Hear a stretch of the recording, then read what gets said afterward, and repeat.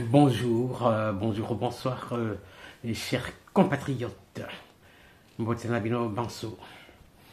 Donc, le matin ou le soir, c'est pour ça que je dis bonjour, bonsoir, parce que ça dépend de l'heure que vous allez nous recevoir. Voilà, donc, juste un flash sur le probable duo de Luanda, c'est-à-dire la rencontre entre le président Félix Tshisekedi et le M23 directement. Ce n'est pas une demande de la République démocratique du Congo, chers compatriotes, c'est une proposition de João Lourenço en tant que président de l'Union africaine. Et il est en même temps président de la République d'Angola. Donc ce dialogue direct avec le M23, c'est João Lourenço qui le propose. Et la réponse, selon Tina Salama, l'éclaircissement de Tina Salama sur son compte Twitter, c'est que la République démocratique du Congo s'en tient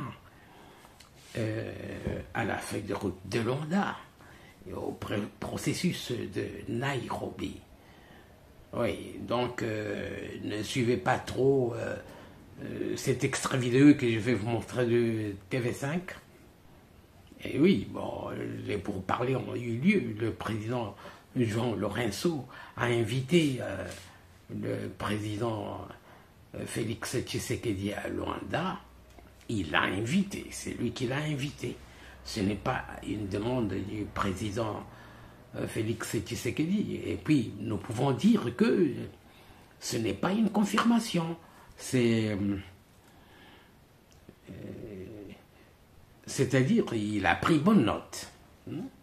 Donc, il a invité, il prend bonne note.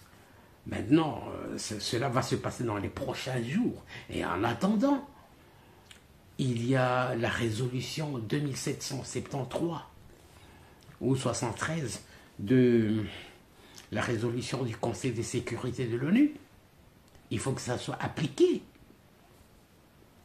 De prime abord, cela doit être appliqué, c'est-à-dire la sortie immédiate, le retrait immédiat des troupes rwandaises.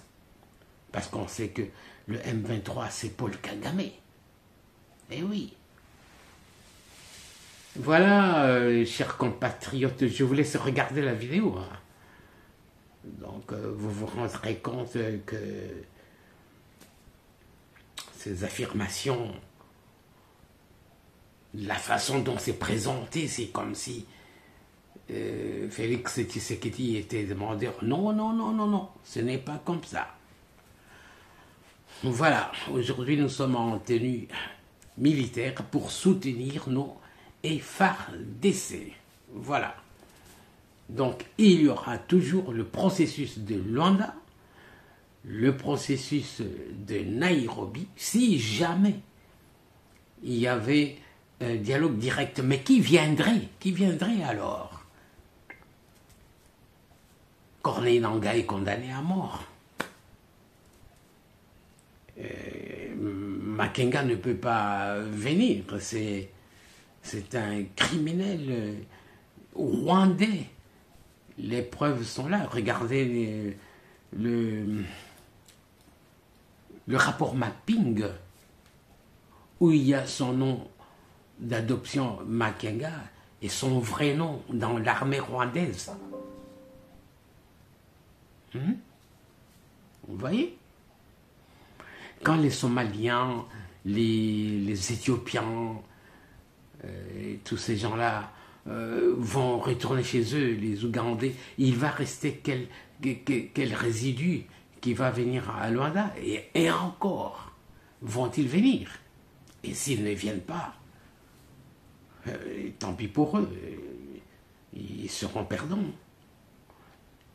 Et je répète que nous ne sommes pas en position de faiblesse. Nous ne sommes pas en position de faiblesse. Voilà. Suivez. La même nouvelle, celle d'éventuelles négociations directes entre le groupe armé M23 et Kinshasa. Une annonce surprise qui suit la visite de Félix Tshisekedi mardi à Luanda, où le président congolais a échangé avec son homologue angolais, João Lourenço, médiateur désigné de l'Union africaine dans le conflit. À l'issue de la rencontre, Luanda a annoncé de futures négociations. La partie angolaise prendra des contacts avec le M23 afin que les délégations de la RDC et du M23 puissent mener des négociations directes qui se tiendront à Luanda dans les prochains jours en vue de négocier une paix définitive. Jusqu'ici, Félix Tshisekedi avait refusé tout dialogue avec le M23 qu'il qualifie de groupe terroriste ou de pantins. Je ne veux pas discuter avec des pantins. Les pantins ne vont jamais parler de leurs problèmes. Les pantins, quand ils sont en face de vous, ils vont répéter le message de leur maître. Alors, tant qu'à faire, je préfère parler avec leur maître. Kinshasa accuse régulièrement le Rwanda de soutenir le M23. Le porte-parole du gouvernement congolais a acté la tenue de la visite à Luanda, mais n'a pas souhaité la commenter sur le fond.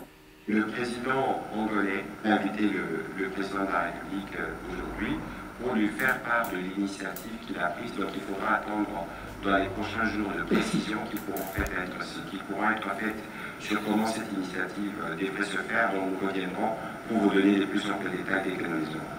Quant à l'UDPS, le parti présidentiel salue l'initiative angolaise, mais rappelle l'importance de la récente résolution de l'ONU. Nous ne serons jamais un obstacle à l'application de la résolution 2773 qui exige le retrait immédiat des troupes rwandaises du sol congolais. Elle exige le démantèlement de l'administration parallèle qui a été mise en place. Elle exige la cessation des hostilités sans condition. Le Rwanda, de son côté, a dénoncé à plusieurs reprises le refus de Kinshasa de dialoguer avec le M23. Jusqu'ici, aucun effort diplomatique n'a abouti pour mettre fin aux hostilités.